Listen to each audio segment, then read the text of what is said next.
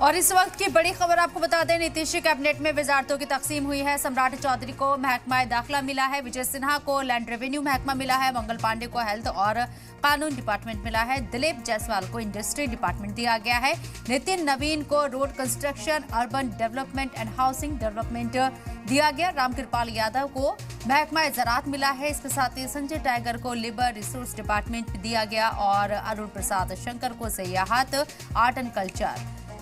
साथ ही साथ आपको बता दें कि सुरेंद्र मेहता को पशु एवं मत्स्य संसाधन विभाग मिला है, नारायण प्रसाद को आपदा प्रबंधन विभाग दिया गया है।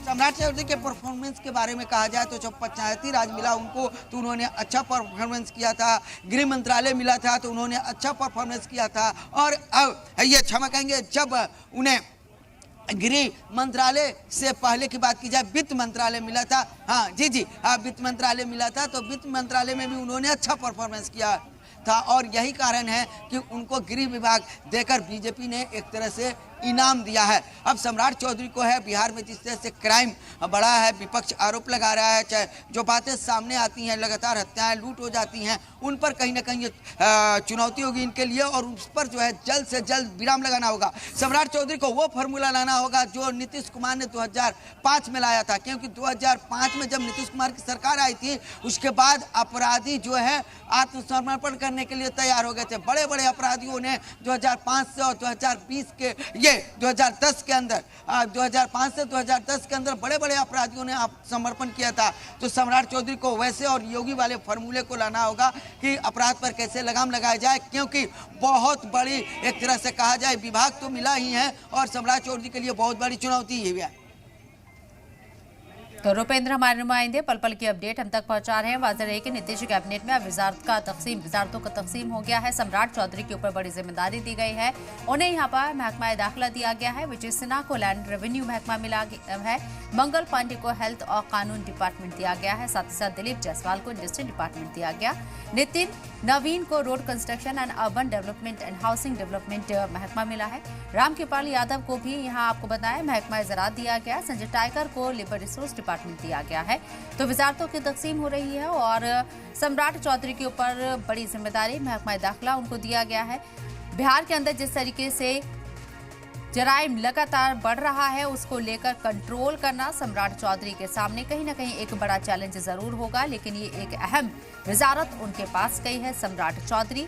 ये माना जाएगा कि 1 और 2 की जो लड़ाई होती है ना कि 1 कौन, पहला कौन, दूसरा कौन, तो साफ तौर पर अब जो है बराबरी का मुकाबला हो गया है। नीतीश कुमार सरकार देखेंगे तो वहीं सम्राट चौधरी हैं वो पूरी की पूरी से जो है गृह विभाग को देखेंगे और साफ तौर पर देखा जाए ये कहा भी जाएगा कि भाई भाई में जो बंटवारा हुआ है वो सही हुआ है, यानी कि बीजेपी और जेडीयू में जो बंटवारा हुआ है वो सही हुआ है। और एक तरह से जिस तरह से सत्ता चलाने की बात है, क्योंकि देखिए इस बार के चुनाव में बम्पर जिस तरह से 2010 की तरह जो है जीत दोहराई गई है, 2010 की तरह जो है सीटें अधिक से अधिक आई हैं, 202 सीटों पर एनडीए आई है और कहीं ना कहीं जो जनता है उसका भरोसा सरकार से बढ़ जाता है, तब जनता जो है इतनी मेजोरिटी देती है और इस तरह से सत्ता पक्ष को जिताती है। तो साफ तौर पर इस भरोसे को, जनता के भरोसे को जीतने के लिए गृह विभाग दिया गया है और कई जो मंत्री हैं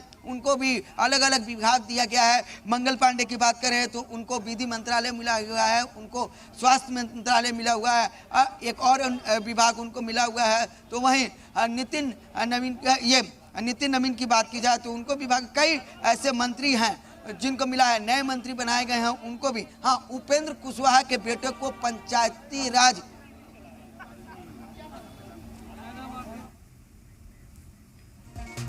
एजाज अहमद आरजेडी स्पोकपर्सन हमारे साथ फोन लाइन पर मौजूद हैं, सीधे उन्हीं का रुख करते हैं बातचीत के लिए। एजाज अहमद साहब, वजारतों का तकसीम हो रहा है और सम्राट चौधरी के पास यहाँ महकमा दाखिला है, कैसे आप देखते हैं बिहार में कानून व्यवस्था कितनी सुधरने जा रही है?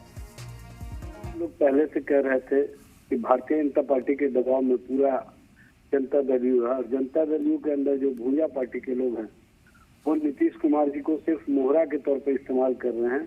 असल खेल भारतीय जनता पार्टी का, भारतीय जनता पार्टी के जरिए जो खेल खेला जा रहा था वो अब सामने आ गया है। अब भारतीय जनता पार्टी अपने साथ वाले लोगों को, जो उनके विचारों पर चलने वाले लोग हैं, वो जनता दल यू में प्रॉक्सी के तौर पर काम कर रहे थे। और आज वो प्रॉक्सी सामने आकर के वजारत दाखिला भारतीय जनता पार्टी को दिलवा करके कहीं ना कहीं उनके एजेंडे को लागू करवाने का बिहार में जो उनका सोच है, जो उनकी मुहिम है, उसको आगे बढ़ाने का काम किया। लेकिन एजाज अहमद साहब, जिस तरीके से हमने देखा बिहार में जो क्राइम बढ़ रहा था उसको लेकर आरजेडी मुखर्जी और नीतीश कुमार के ऊपर सवाल खड़े किए जा रहे थे। अब ये कमान सम्राट चौधरी के पास हो गई, यानी कि बीजेपी कोटे से ये आते हैं। कुछ सुधार देख पा रहे हैं आने वाले वक्त में? देखिए, चाहे सम्राट चौधरी हो चाहे कोई भी हो, Bharatiya Janata party, Janata Dal you, NDA alliance पर आम आवाम का विश्वास नहीं था। इन लोगों ने किस तरह से वोट हासिल किया, किस तरह से चुनाव आयोग को माध्यम बना करके खेल खेला है, ये स्पष्ट रूप से दिखता है। बिहार की जनता में कहीं खुशी नहीं है, लेकिन ये लॉ एंड ऑर्डर सुधारने की जगह और बिगाड़ेंगे। और इनका जो ऑर्डर होगा वो किस तरह का होगा, वो आने वाले वक्त में पता चल जाएगा कि बिहार में भी कहीं ना कहीं उत्तर प्रदेश वाला बुलडोजर राज अब कहीं ना कहीं गरीबों, शोषितों, वंचितों, पिछड़ों, दलितों, आदिवासियों और अल्पसंख्यकों पर इनका बुलडोजर चलेगा, ये स्पष्ट रूप से दिखेगा। आने वाला वक्त और भयावह होगा और आने वाले वक्त में ये गरीबों, शोषितों, वंचितों पर ही अपना कहीं ना कहीं हुक्म चलाने का काम करेंगे। और इनका जो महकमा है, ये महकमा इन लोगों के लिए ही है और इन लोगों को एजेंडे के तहत भारतीय जनता पार्टी निशाना बनाएगी। एजाज अहमद साहब, नीतीश कुमार की भूमिका आप कैसे देख रहे हैं? देखिए, नीतीश जी की भूमिका आप सिर्फ और सिर्फ 100 पीस की रह गई है।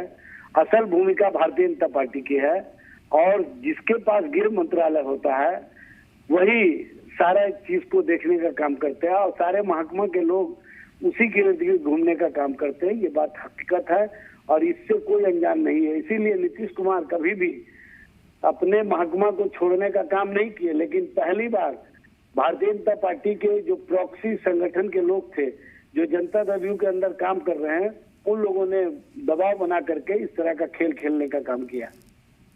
लेकिन जेडीयू की अगर आप बात कर रहे हैं और नीतीश कुमार की भूमिका को लेकर जो आप ये डिटेल बात बता रही हैं कि सिर्फ वो मूकदर्शक बन के देखते रहेंगे, उनके हाथ में कुछ नहीं रहने वाला है, कंट्रोल बीजेपी का ही होगा। सीट अगर हम देखें तो जेडीयू यहाँ पर 2020 वाली जेडीयू नहीं है, 85 सीटें जेडीयू ने जीती है। देखिए, सीट से क्या मतलब है जब आप और आपके पास वो महकमा नहीं है जिसके माध्यम से सरकार चलता है और कहीं ना कहीं सरकार का ऑर्डर जो गृह मंत्रालय है उसके माध्यम से चलता है, होम मिनिस्ट्री के माध्यम से चलता है। और होम मिनिस्ट्री जब भारतीय जनता पार्टी के साथ होगा तो भारतीय जनता पार्टी के इर्द गिर्द पूरी सरकार और पूरी मिशनरी घूमती रहेगी और भारतीय जनता पार्टी जो चाहेगी अपने एजेंडे को लागू करवाने का काम करेगी। उपेंद्र कुशवाहा के बेटे को भी यहाँ पर वजारत दी गई है, पंचायत राज मंत्रालय। देखिए, सबसे बड़ी बात यह है कि 26 मंत्री बने हैं, उसमें 10 कहीं ना कहीं किसी न किसी परिवार के सदस्य हैं। जो लोग परिवारवाद पर और खास तौर से प्रधानमंत्री आकर के जिस तरह से परिवारवादी राजनीति पर हमला करते थे, पहले ही उनको नहीं हमला करना चाहिए था, क्योंकि उनके साथ चिराग पासवान थे, जीतन राम मांझी थे, उपेंद्र कुशवाहा थे। और अब तो पुष्ट दर पुष्ट राजनीति को आगे बढ़ाने का काम किया जा रहा है। जहाँ जीतन राम मांझी अपने केंद्रीय मंत्री हैं, बेटा बिहार सरकार का मंत्री है, बहु एमएलए है, समधीन एमएलए है, ये पूरा कुंभा प्रस्ती का जो राजनीति चल रहा है यह स्पष्ट रूप से दिख रहा है। और उपेंद्र कुशवाहा जी अपने हो गए राज्यसभा सदस्य, अपनी वाइफ को बना दिया एमएलए और अपने बेटा को बिना एमएलए बिना एमएलसी सीधे मंत्रालय दिलवाने का काम किया। इसका मतलब है कि परिवारवाद की राजनीति को एनडीए के लोग पूरी तरह से संरक्षित कर रहे हैं। विजय सिन्हा को लैंड रेवेन्यू महकमा दिया गया है, क्या उम्मीद है आपको?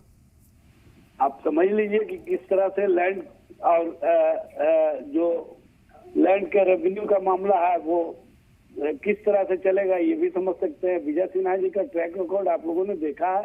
पिछले 5 वर्षों से तो वो मंत्री थे, उन्होंने क्या किया? खनन विभाग में तो लूट का एक बड़ा नेक्सस खुल गया और खनन विभाग में जिस तरह से लूट हुआ, ये तो राजस्व विभाग में जिस तरह का लूट होगा वो बिहार की जनता देखिएगा। गरीबों, शोषितों, वंचितों का जो जमीन है उसको हड़पने का काम किया जाएगा सरकार के माध्यम से। एक बार फिर से बीजेपी को बड़े भाई की भूमिका में आप देख रहे हैं? देखिए, बड़ा भाई और छोटा भाई नहीं, बीजेपी ही की भूमिका है। बीजेपी की भूमिका के अंदर अब सारे लोग आ गए हैं। अब जनता दल यू 100 पीस है और नीतीश कुमार सिर्फ मोहरे के तौर पर मुख्यमंत्री के रूप में रहेंगे। उनका इस्तेमाल किया जाएगा, उनके चेहरे को सामने रखा जाएगा, सारा काम भारतीय जनता पार्टी करेगी। लेकिन एनडीए इस वक्त बहुत मजबूत है, 202 सीटें हैं और वजारतों की तकसीम ये वाज़ेह तौर पर बता रही है कि डिपार्टमेंट जो है वो मलाईदार अगर डिपार्टमेंट कहे इनको तो कुछ गलत भी नहीं होगा, क्योंकि सियासी जबान में इन्हें कहा जाता है मलाईदार डिपार्टमेंट। बीजेपी के पास जाते हुए नजर आए हैं। देखिए, आपको संख्या बल के हिसाब से लग रहा है कि बहुत मजबूत है, लेकिन संख्या बल वाले लोगों के पास मनोबल नहीं है, आत्मबल नहीं है। क्योंकि उनको पता है जब कोई एग्जाम देता है बच्चा और उसको पता होता है कि कॉपी हमने नहीं लिखा है, हमको फर्स्ट क्लास पर तो जरूर मिल गया है, तो उसका मनोबल उस टाइप का बूस्टअप नहीं रहता है। ये उसी टाइप की स्थिति है। इन लोगों को पता है कि ये जो मैंडेट मिला है ये जनता का मैंडेट नहीं है, ये चुनाव आयोग को माध्यम बना करके मैंडेट हासिल किया गया। उसमें एसआईआर की भूमिका, उसमें 7 करोड़ 42 लाख जब चुनाव की घोषणा हुई तब वोटर लिस्ट में नाम बताया गया, और जब चुनाव परिणाम घोषित हुआ तो 7 करोड़ 45 लाख बताया गया। 3 करोड़ एकाएक 15 दिनों के अंदर 20 दिनों के अंदर बढ़ गए और 21 लाख नए वोटर जो जोड़े गए, उसमें गुजरात के, दिल्ली के, मध्य प्रदेश के भारतीय जनता पार्टी के लोगों को देखे होंगे, आपकी ट्रेनों में भर भर करके लोगों को लाया गया, वोट डलवाया गया, ले जा करके उनको छोड़ दिया गया अपने गंतव्य स्थान पर। तो इस तरह की राजनीति चली है, इस तरह का खेल हुआ है। इस खेल में चुनाव आयोग की बड़ी भूमिका है और आप देखिएगा सब कुछ स्पष्ट रूप से सामने आ जाएगा। चलिए, बहुत बहुत शुक्रिया एजाज साहब, आपको हमारे साथ जुड़ने के लिए, बातचीत करने के लिए।